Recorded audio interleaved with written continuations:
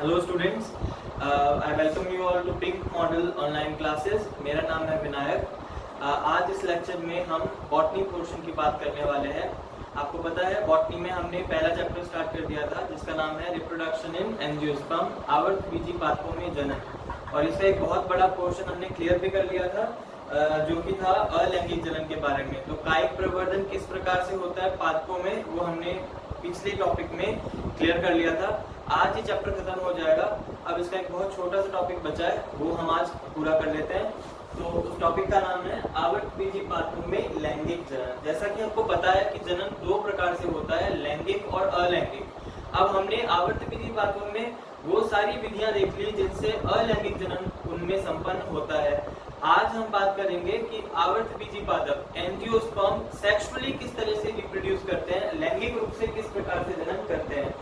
तो कायिक जनन में हमें पता चला कि पादप में 5 जो भाग होते हैं, जड़, तना, पत्ती, फल, फूल, ये 5 मुख्य भाग हैं। इनमें से जड़, तना, पत्ती ये पादप के कायिक भाग हैं और फल एवं फूल ये 2 पादप के लैंगिक भाग हैं। तो पादप में पहले फूल लगता है, फ्लावर आता है, और फिर वही फूल कन्वर्ट हो जाता है फ्रूट में, फल में वो बदल जाता है। तो ये फल और फूल यानी कि फ्लावर एंड फ्रूट ये दोनों ही लैंगिक संरचना में आते हैं। तो पादप की आवर्तबीजी पादप की लैंगिक संरचना क्या है? इनकी लैंगिक संरचना या सेक्सुअल स्ट्रक्चर होती है पुष्प या फ्लावर, ये इनकी लैंगिक संरचना होती है। अब पुष्प किसका रूपांतरण है, किससे बनता है? सबसे पहला क्वेश्चन जो इस टॉपिक पे पड़ता है वो यही है कि पुष्प किनका रूपांतरण है। क्या ये जड़ का रूपांतरण है, तने का रूपांतरण है, या पत्ती का रूपांतरण है? अगर आप लोगों को ये ऑप्शन दिए जाए तो आप लोग क्या जवाब देंगे, बताइए। पुष्प रूपांतरित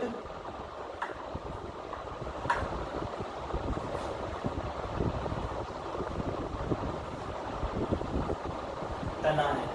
आपको ये ध्यान रखना है, it is a modified stem only, right.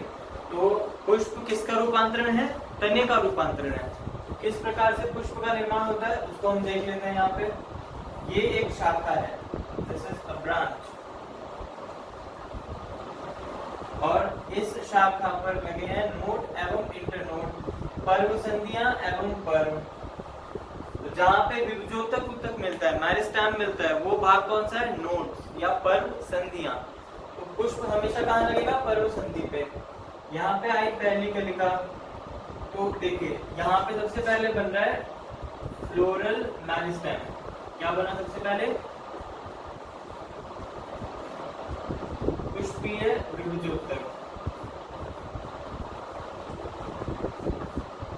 इससे बना फ्लोरल प्राइमोर्डिया, पुष्पीय प्रपशु कोशिका। इससे बनती है फ्लोरल बड, पुष्पीय कलिका, और अंततः बन जाता है इससे डेवलप फ्लावर या फिर पुष्प। तो ये इसके विकास का क्रम है। सबसे पहले विभजोतक बनेगा, पुष्पीय विभजोतक, फ्लोरल मेरिस्टेम, वो डिफरेंशिएट होकर के और एक कोशिका बनाएगा जिसको हम बोलते हैं फ्लोरल प्राइमोर्डिया, प्रपशु। प्रपशु पहली कोशिका होती है, यानी पूरा पुष्प जो बना है वो असंख्य कोशिकाओं से मिलकर बनता है, लेकिन इसकी पहली जो कोशिका है उसको हम बोलते हैं प्रपशु कोशिका। इसके बाद में बनती है पुष्पीय कलिका, फ्लोरल बड, और अंत में बनता है पुष्प या फिर फ्लावर। तो यहाँ पे ये बनी प्रपशु कोशिका। अब ये प्रपशु कोशिका ही पूरे पुष्प का निर्माण करेगी। तो सबसे पहले इससे एक लंबा तंतुमय संरचना बनती है। क्या बन रही है? लंबी तंतुमय संरचना, इसको बोलते हैं पुष्पवृंत। क्या बोलेंगे इसे? पुष्पवृंत या फिर पेडिसल। तो सबसे पहले जो संरचना बनी वो क्या है? एक लंबा वृंत या एक लंबा तंतु, लॉन्ग स्टॉक जिसको हम क्या बोलते हैं, पेडिसल या पुष्पवृंत। इसके आधार भाग पे, इसके बेस पर हमको मिलती है एक छोटी सी पत्ती जिसको बोलते हैं ब्रैक्ट या सहपर्ण।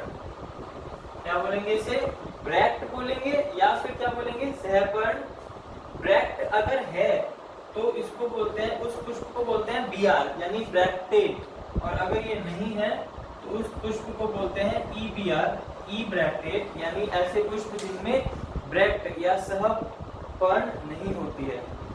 इसके बाद में हमें ध्यान देना है कि ये जो ऊपर वाला भाग है पुष्पवृंत का, ये आपको कैसा दिखाई दे रहा है, पुष्पवृंत का ऊपरी भाग थोड़ा सा फूला हुआ होता है। इस फूले हुए भाग को कहते हैं पुष्पासन या फिर थैलेमस। तो आप लोगों ने अगर ये नोट कर लिया है तो मैं इसको मिटा रहा हूं। तो ये था, इसमें आपको बताया था कि किस तरह से पुष्प का विकास होता है। तो ये पुष्प का विकास क्रम था। अब आगे देखते हैं। तो सबसे पहले बना पुष्पवृंत, उसके ऊपर गया पुष्पासन। अब ये जो पुष्पासन है इसके ऊपर 4 चक्र मिलते हैं। क्या मिल रहे हैं, 4 चक्र। ये चक्र किसके हैं, ये चक्र होते हैं नोड्स के या पर्व संधियों के। ये आपको दिखाई दे रहा है नोड, तो ये शाखा थी, हमें पता है ये भी शाखा का ही भाग है। तो जिस तरह से नोड यहाँ पर मिल रहा है, पर्व संधियां यहाँ पर मिल रही है, वैसे ही पर्व संधियां पुष्पासन पे भी मिलती है। और किसके रूप में मिलती है, चक्र के रूप में, जिनको हम बोलते हैं वर्ल। तो ये हैं, these are 4 whorls of nodes.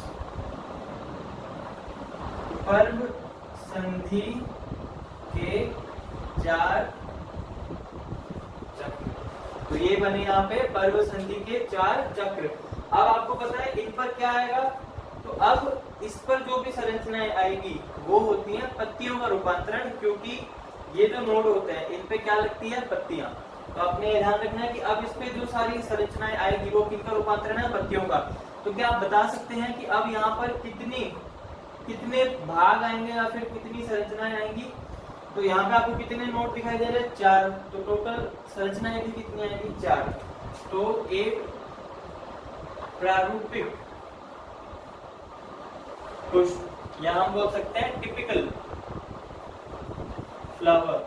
अब देखो टिपिकल का यहाँ पे क्या मतलब है, यानी जो सबसे सामान्य रूप से मिलता है, जो सबसे कॉमन होता है, उस पुष्प में हमारे को कितने भाग मिल रहे हैं, 4 भाग होते हैं उसके। नंबर 1 सेपल्स, या इनको हम बोलते हैं बाह्य दल कुंज। दूसरा होता है पेटल्स, इनको हम बोलते हैं आंतरिक दल पुंज। फिर आते हैं एंड्रोशियम। एंड्रोशियम तो है नर भाग, पादप पुष्प में जो भी नर संरचना मिलेगी उसे क्या बोलेंगे हम, एंड्रोशियम। अब एंड्रोशियम एकल संरचना से भी बना हो सकता है और बहुत सारी संरचनाओं से भी मिलकर बना हो सकता है। तो एंड्रोशियम की यूनिट जो होती है उसको कहते हैं स्टेमेन। तो इसको हमने बोला है पुमंग या फिर पुंकेसर। और नंबर 4 है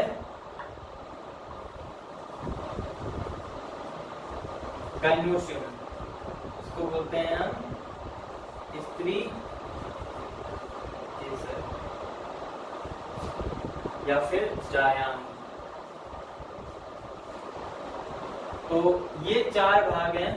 इनमें से ये दोनों तो होते हैं पत्ती का रूपांतरण, और इनमें किसी भी प्रकार के गैमीट नहीं बनेंगे। किसी भी प्रकार की, जैसे नर और मादा युग्मक जो होते हैं, जो लैंगिक जनन के लिए बहुत जरूरी है, वो इनमें नहीं बनते। इनका काम क्या होता है, या तो सुरक्षा करना या फिर इंसेक्ट्स को, कीड़ों को, कीट पतंगों को आकर्षित करना। तो ये दोनों सिर्फ सहायता के लिए होते हैं, इसलिए इन दोनों को बोला जाता है सहायक या एक्सेसरी। इनको क्या बोला जाएगा, एक्सेसरी, या फिर हिंदी में बोलेंगे सहायक भाग, ये दोनों जो होते हैं इनको बोला जाता है इसेंशियल भाग। इसेंशियल कौन कौन से हैं? एंड्रोशियम एंड गाइनोशियम, पुंकेसर और स्त्री केसर। अब क्योंकि पुंकेसर बनाता है नर युग्मक, स्त्री केसर बनाती है मादा युग्मक, इनके बिना लैंगिक जनन संभव नहीं है, इसीलिए इन्हें हम क्या बोलते हैं? इसेंशियल या फिर अति आवश्यक। अति आवश्यक भाग। और ये दोनों जो है सेपल पेटल, ये दोनों कैसे हैं? एसेसरी, तो इनको या तो सहायक या एसेसरी बोल सकते हैं, या फिर इनको बोल सकते हैं नॉन इसेंशियल। क्या बोल सकते हैं इनको? नॉन इसेंशियल भाग या फिर अनावश्यक भाग, क्योंकि इनका काम है कि निषेचन में मदद करना, लेकिन ये निषेचन के लिए किसी भी प्रकार के गैमीट्स या युग्मक का निर्माण नहीं करते हैं। तो ये चारों भाग हमें यहाँ पर मिलते हैं, किसके ऊपर? पुष्पासन, इसीलिए इसका नाम ऐसा रखा है क्योंकि ये पुष्प का आसन है। तो अब यहाँ पे सबसे बाहर जो मिलते हैं वो है सेपल्स। तो सेपल्स कलर में कैसे होते हैं? हरे कलर के होते हैं सेपल्स। तो हम इनको बना लेते हैं। तो सबसे बाहर वाले में मिल रहे हैं हमको सेपल्स, या फिर हम इन्हें बोलते हैं बाह्य दल पुंज। तो ये जो सबसे पहला हमने भाग बना दिया, ये क्या है? ये है बाह्य दल पुंज या फिर सेपल। इसका एक और नाम है, इनको बोलते हैं कैलिक्स, और इनको डिनोट किया जाता है के से। तो इनके लिए सिंबल कौन सा लगाना है? के। इनका नाम क्या है? सेपल, और इनको बायोलॉजिकली क्या कहते हैं? Calyx, right. अब अंदर की तरफ आते हैं। अंदर वाले वर्ड पे मिलता है हमको कलरफुल पत्तियां बड़ी, तो ये पहला हो गया। दूसरे में हमको मिल रही है बड़ी बड़ी कलरफुल लीव्स। ये कौन से वर्ड पे मिल रही है हमको? सेकंड। इनको बोलते हैं हम पेटल्स। तो ये दूसरा भाग है, पहला ये हो गया, इनको बोलते हैं पेटल्स, या फिर इनको बोलते हैं अंतः दल, या फिर इनको बोलते हैं कोरोला, और इनको डिनोट किया जाता है सी से। तो अब आप एक पॉइंट लिख लें कि ये जो बाह्य दल है इनका काम क्या होता है? जब पुष्प विकसित नहीं होता, अविकसित होता है, कलिका के रूप में होता है, बड़ के रूप में, तो वो यूं बंद रहता है। अब इसकी जो ये पेटल्स हैं ये बहुत डेलिकेट होती है, बहुत नाजुक होती है। तो अगर ये बहुत लंबे टाइम तक धूप के संपर्क में रहेंगी तो इनमें से एक्सेस वाटर निकल जाएगा, पानी की बहुत बड़ी मात्रा इनमें से निकल जाएगी, जिसकी वजह से ये ड्राई हो जाएंगे। तो इनको एक्सेस ट्रांसपीरेशन या वाष्पोत्सर्जन से बचाने के लिए यहाँ पर मिलती है हमको सेपल्स। तो इन हरी वाली पत्तियों का काम क्या है? फूल को, कलिका जो अवस्था होती है बड स्टेज, उसमें ढक के रखता है ताकि उसमें से एक्सेस ट्रांसपीरेशन ना हो, ज्यादा ट्रांसपीरेशन उसमें ना हो सके। इनका काम क्या होता है?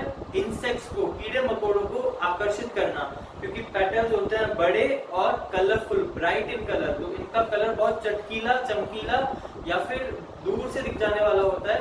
तो इनका काम है कि ये परागकण के लिए, किसके लिए? परागण के लिए, पॉलिनेशन के लिए इंसेक्ट्स को या फिर कीट पतंगों को आकर्षित करते हैं। अब आते हैं तीसरे भाग पे, अंदर चलते हैं। तो पहला वर्ड हो गया, दूसरा हो गया, तीसरा चक्र। अब हम आते हैं तीसरे चक्र पे। तीसरे चक्र पे हमें मिलते हैं मेल भाग, जिनको हमने बोला है पुंकेसर।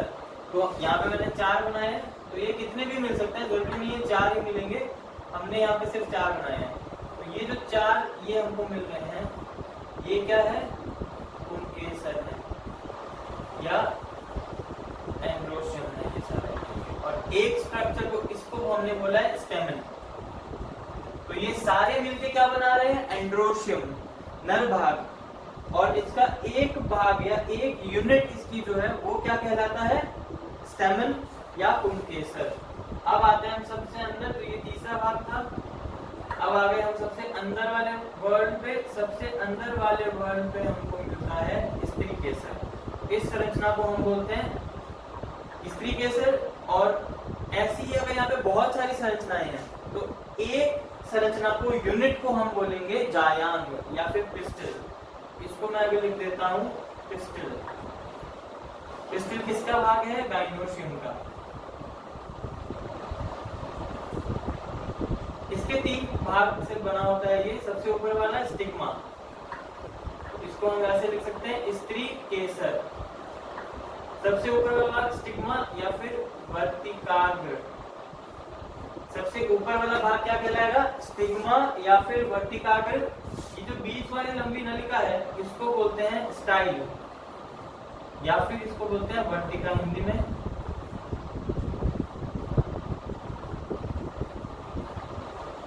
और ये जो सबसे निचला भाग है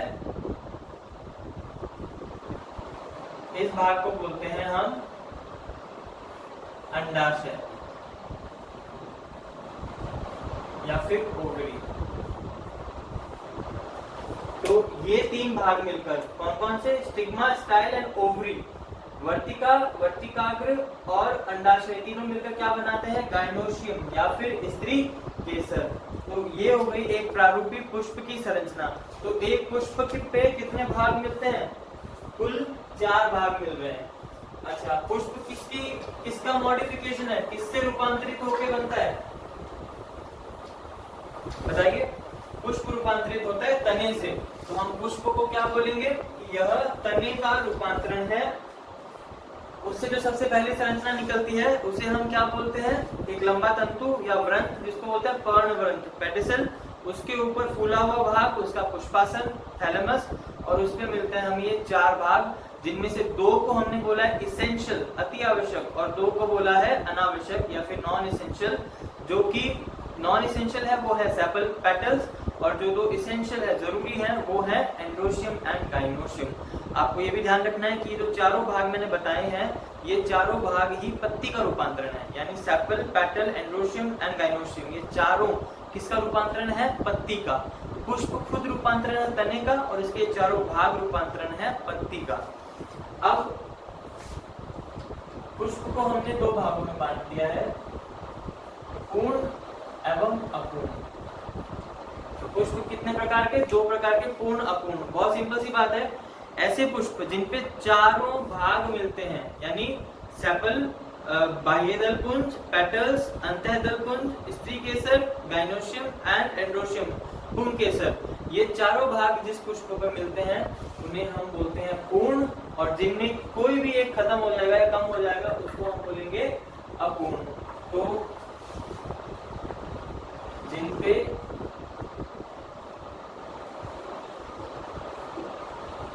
चारों भाग मिलते हैं, कौन कौन से? Sepal, petal, androecium and gynoecium, उनको हम क्या बोलेंगे? पूर्ण या फिर कंप्लीट फ्लावर। तो इसको लिख सकते हैं बाह्य दल पुंज, अंतः दल पुंज, पुंकेसर और स्त्री केसर। इसमें चारों मिलते हैं उसको हम बोलेंगे पूर्ण पुष्प। इसका उदाहरण है potato,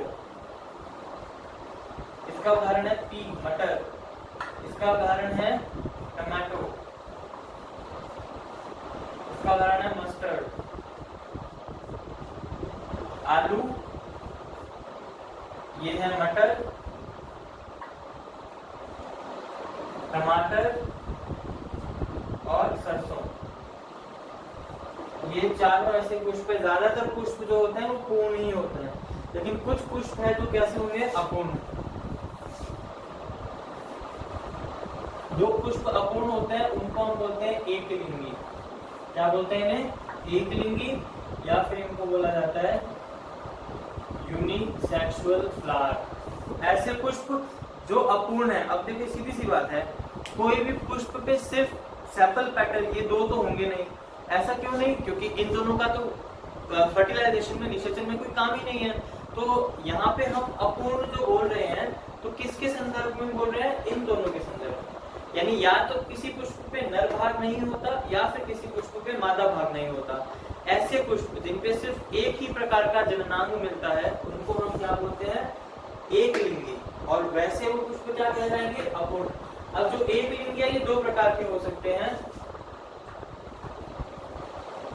staminate and pistillate. Staminate होते हैं नर पुष्प और पिस्टिलेट होते हैं मादा पुष्प। ऐसे पुष्प जिन पे मादा भाग ना होकर केवल नर भाग पाया जाता है उन्हें हम बोलेंगे नर पुष्प, और जिन पे मादा भाग पाया जाता है उनको बोलेंगे मादा पुष्प। इस प्रकार के पुष्प हमको मिलते हैं पिपरमिड्स में,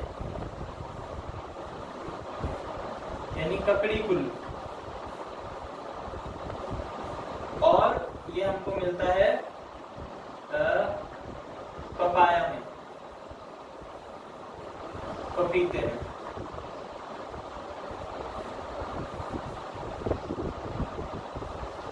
इन दोनों में हमें एक लिंगी पुष्प पाए जाते हैं। इसीलिए ध्यान रखना है कि जब भी कोई भी बागवान, कोई भी गार्डनर जब पपीते का पौधा लगाता है तो कभी भी एक पौधा नहीं लगाता, हमेशा जोड़े में 2 पौधे लगाए जाते हैं, क्योंकि उनमें नर पुष्प अलग पौधे पे आते हैं और मादा पुष्प अलग पौधे पे आते हैं। तो यहाँ पे हमारा कंप्लीट होता है ये टॉपिक और पहला चैप्टर भी। अब हम चलते हैं सेकंड चैप्टर की तरफ।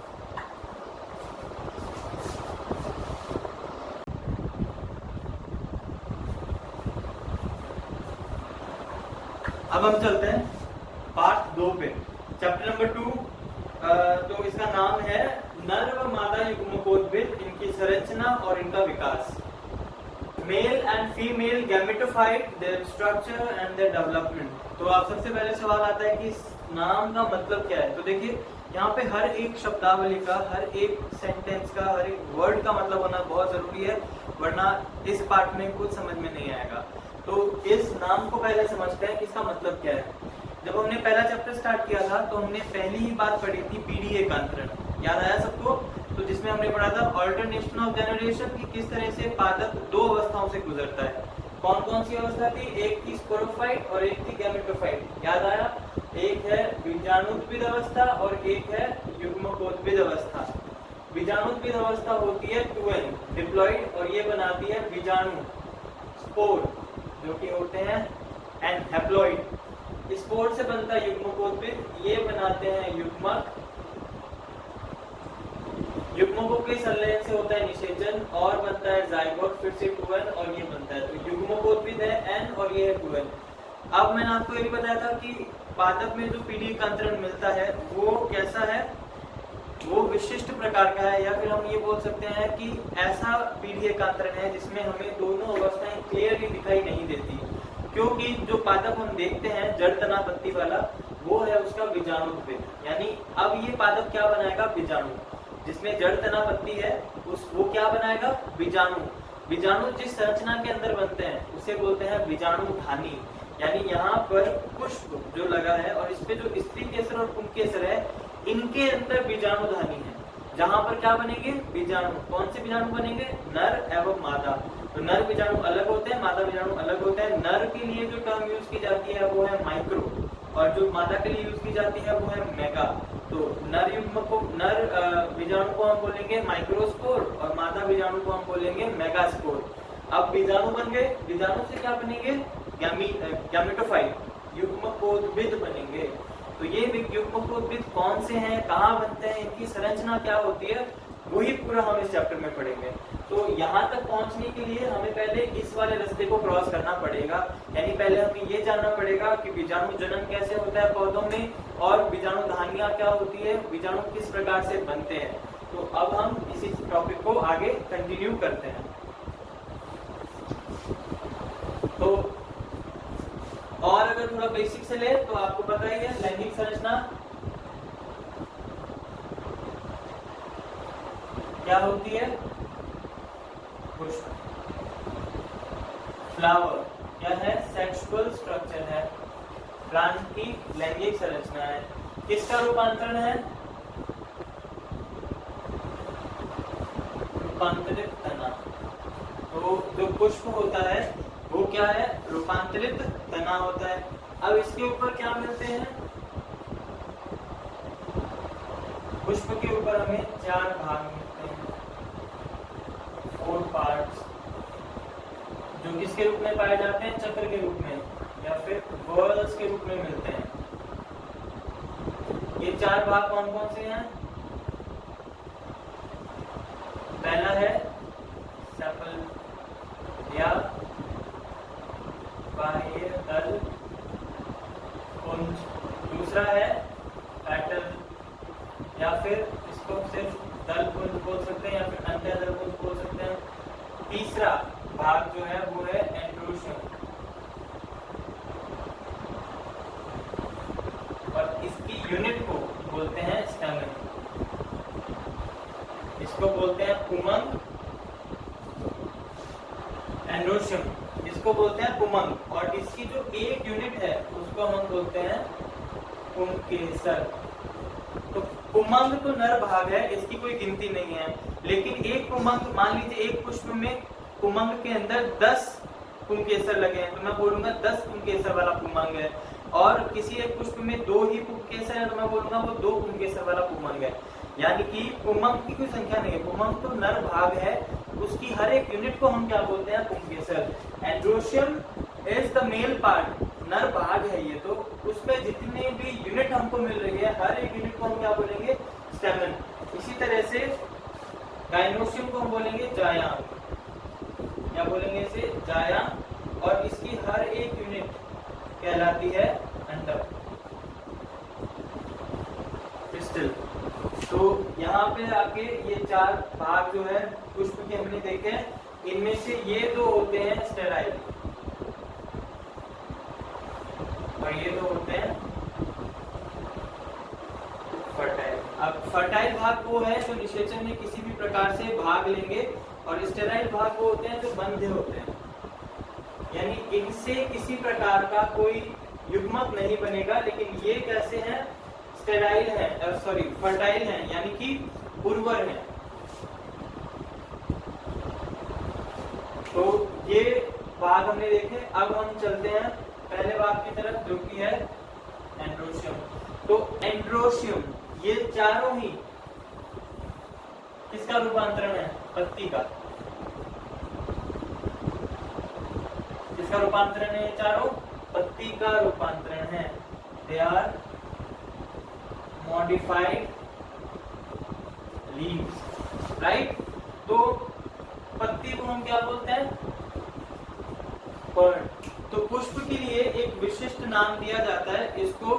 अब आपको पता है ये जो पर्णे हैं ये क्या बनाएंगे? ये बनाएंगे बीजाणु, और उन बीजाणुओं से बनेंगे युग्मकोद्भिद। इसे क्या बोलते हैं? पुष्प के लिए एक टर्म दी जाती है, इसको बोला जाता है बीजाणु पर्णधारी प्ररोह, यानी स्पोरोफिल। फिल का मतलब है यहाँ पे पत्ती, स्पोरोफिल बियरिंग शूट, यानी ऐसा तना जिसपे वो पत्तियां लगी है जिनमें क्या बनेंगे? बीजाणु या स्पोर। अब हम चलते हैं सबसे पहले भाग पे, जिसका नाम है पुंकेसर। पुंकेसर की संरचना में 2 मुख्य भाग होते हैं। पुंकेसर में कितने भाग हैं? 2। एक होता है तंतु, इसको बोलते हैं फिलामेंट, और ऊपर की तरफ मिलती है पालियां, जिनको बोलते हैं हम पुंकेसर पाली या फिर एंथरडोर्स।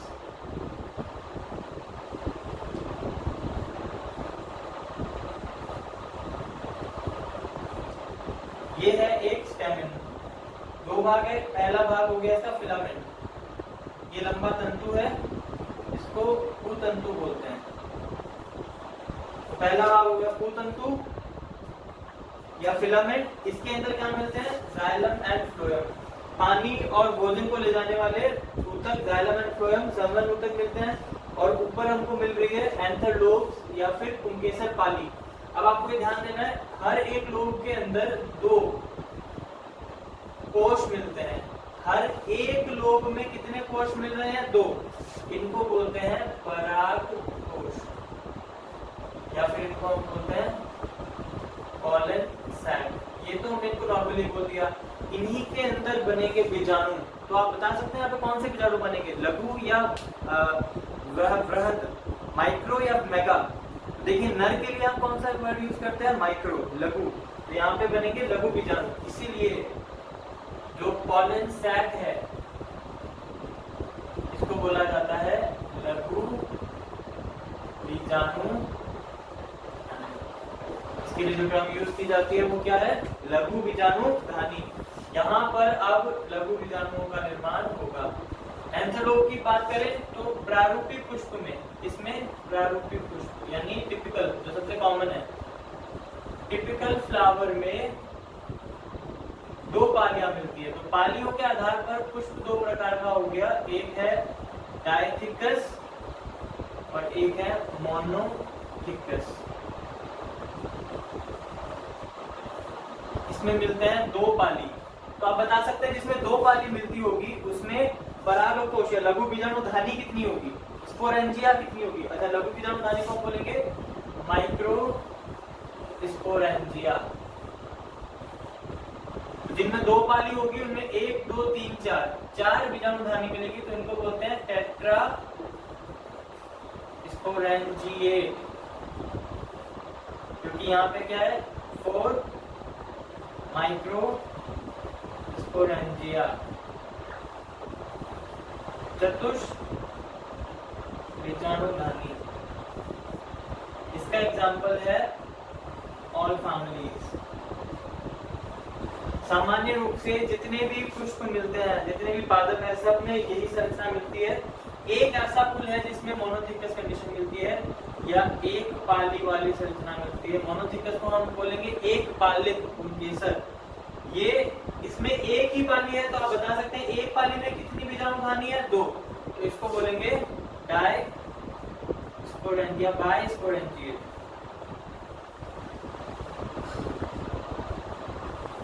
इसको हम बोलेंगे, क्योंकि यहाँ पे है दो बीजाणुधानी, तो इसको हम बोलेंगे द्वि बीजाणुधानी। इसका एग्जाम्पल है मालवेसी फैमिली। कौन सी फैमिली, कौन सा कुल, मालवेसी कुल।